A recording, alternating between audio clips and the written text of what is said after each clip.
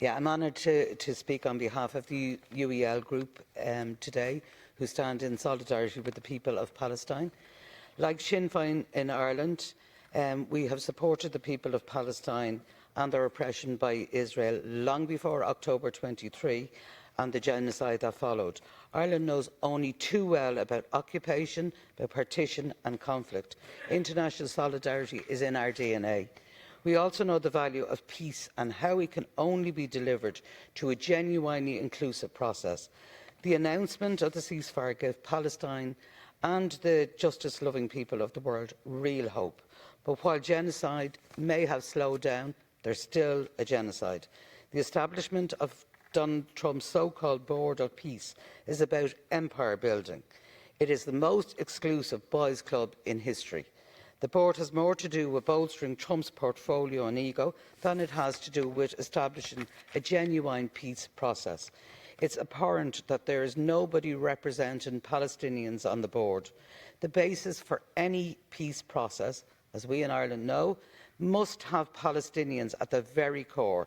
To exclude them is to ensure that the process is doomed to fail.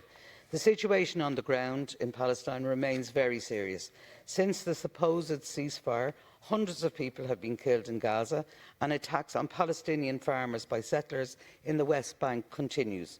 We need to call out the record levels of settlement expansion, settler violence and displacement of Palestinian communities in the West Bank. The ongoing illegal land grab is going unchallenged. The Israeli settlements are in breach of numerous UN resolutions and of international law. Israel must be held to account for the slow annexation of the entire West Bank. Only today, Palestinians desperately seeking food were fired upon by Israeli forces. The Rafah crossing has to open now to allow in food and humanitarian aid. It is time for the international solidarity campaign to become more strategically focused and united in bringing an end to Israel's oppression. In Ireland, that means the Occupied Territories Bill, it means pushing suspension of EU-Israeli trade agreements and more. But for members here, it means that those with a common interest in supporting the Palestinian people must unite and work together to ensure that the eyes of the world do not come off Palestine. Today we must send out a clear, united message. We stand with Palestine. We support justice, we support peace and freedom for a united Palestine.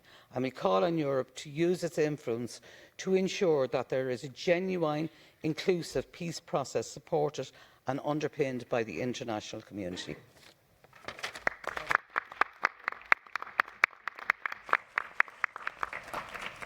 Thank you. And the round of the speakers on behalf of the political groups is concluded with Antonio Gutierrez Limones on behalf of